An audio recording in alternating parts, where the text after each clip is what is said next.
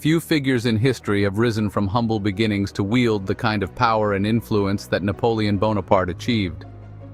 From a low-ranking soldier in the French army, Napoleon climbed to the highest ranks of power, crowning himself Emperor of France and reshaping Europe forever. Today we're diving into the incredible story of Napoleon's rise to power, exploring how he went from a common soldier to one of the most feared and respected leaders in history. Before we get started, don't forget to like this video and subscribe if you love learning about history's greatest leaders. Let's get into it. Napoleon was born on the island of Corsica in 1769 to a relatively modest family of minor Italian nobility. At the age of 9, he left his home to study in France, where he attended military school. Although he wasn't wealthy or particularly well-connected, Napoleon excelled in his studies, particularly in mathematics and military strategy, setting the foundation for his future career. Do you think Napoleon's early education in France helped him fit in with the French elite, or did his foreign background create obstacles? Napoleon's first taste of military action came during the French Revolution, a time of upheaval and chaos. He quickly distinguished himself, rising through the ranks at an astonishing pace.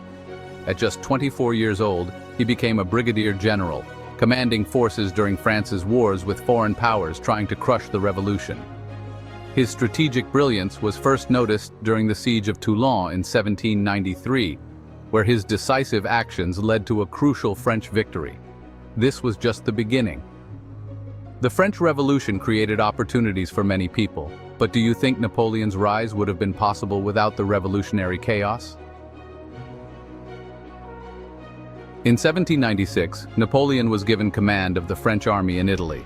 His campaign there would solidify his reputation as one of the most brilliant military minds of his time. Leading a ragtag army, Napoleon won a series of stunning victories against the Austrians and their allies. His use of speed, surprise, and innovative tactics allowed him to defeat much larger forces. By the time the campaign ended, Napoleon had become a national hero and was given full control over negotiations with Austria, a rare honor for a general. Napoleon's Italian campaign changed the way wars were fought. How do you think his tactics influenced future military leaders? Flush with success, Napoleon set his sights on a new challenge: Egypt. His goal was to disrupt British trade routes to India and expand French influence. While the Egyptian campaign was not as successful as his Italian campaigns, with his fleet being destroyed at the Battle of the Nile, Napoleon's image as a leader grew. He brought scientists and scholars with him, leading to major discoveries like the Rosetta Stone, and positioning himself as a visionary leader capable of both conquest and cultural advancement.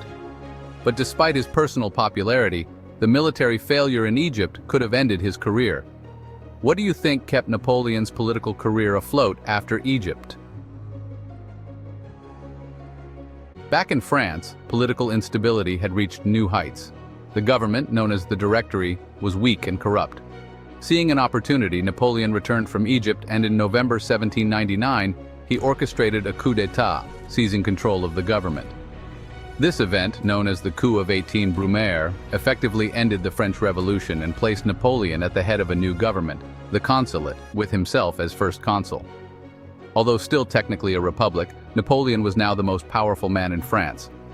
The French public seemed to support Napoleon's takeover, but do you think France had any real chance of returning to a stable republic after years of revolution and war? One of Napoleon's most lasting legacies was his reform of French law. In 1804, he established the Napoleonic Code, a comprehensive set of civil laws that abolished feudal privileges, guaranteed equal rights to property, and emphasized merit over birth and appointments. It wasn't just a French legal system, it influenced legal systems all over the world. While it advanced many Enlightenment ideals, it also solidified Napoleon's hold over French society by centralizing power in his hands. How do you think the Napoleonic Code impacted not just France but the wider world? After several years as first consul, Napoleon had consolidated so much power that he was effectively ruling France as a dictator. In 1804, he took the ultimate step, declaring himself Emperor of the French. In a grand ceremony at Notre Dame Cathedral, Napoleon crowned himself emperor, symbolizing that his authority came not from the church or the people, but from himself. The move was controversial, but it was a clear signal that Napoleon had no intention of stepping aside. Crowning himself emperor was a bold move. Do you think Napoleon had any legitimate rivals for power at this point, or was his dominance complete? Napoleon's rise to emperor wasn't just about political power. His military dominance across Europe was unmatched. Under his leadership, French forces won major victories at battles like Austerlitz, where Napoleon defeated the combined armies of Austria and Russia. Over the next decade, his empire expanded to cover most of Europe, and he installed relatives on the thrones of conquered nations. However, these wars also took a toll. Millions died during the Napoleonic Wars, and while Napoleon's genius on the battlefield was clear, his ambition stretched France's resources to the limit. Napoleon's military victories are legendary, but could his empire have lasted longer if he hadn't been so aggressive in expanding it? Napoleon's greatest mistake came in 1812 with his invasion of Russia. It was supposed to be a quick victory, but it turned into a disaster. Facing the harsh Russian winter and a scorched earth strategy that left his army without food or shelter, Napoleon's grand army of 600,000 men was reduced to just 100,000 survivors by the time they retreated. This catastrophic loss shattered Napoleon's invincible image and set the stage for his eventual downfall. Do you think Napoleon could have maintained his empire if he hadn't launched the Russian campaign, or was his downfall inevitable? By 1814, Napoleon's enemies had united against him. After a series of defeats, he was forced to abdicate and was exiled to the island of Elba. But Napoleon wasn't done yet. Less than a year later, he escaped Elba and returned to France in what became known as the 100 Days. Once again, he seized power, but his return was short-lived. At the Battle of Waterloo in 1815, Napoleon was finally defeated by the British and Prussian forces, ending his reign for good.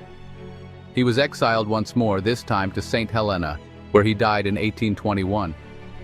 Napoleon's return during the 100 Days shocked Europe, but could he have rebuilt his empire if he had won at Waterloo? From his early days as a common soldier to his rise as Emperor of France, Napoleon's journey is one of the most dramatic and impactful in history. His ambition, military genius, and political reforms left an indelible mark not just on France, but on the entire world. So what do you think? Was Napoleon's rise inevitable, or did it depend on a unique set of circumstances? Let me know your thoughts in the comments. And if you enjoyed this video, don't forget to like and subscribe for more deep dives into the stories of history's greatest leaders. Thanks for watching.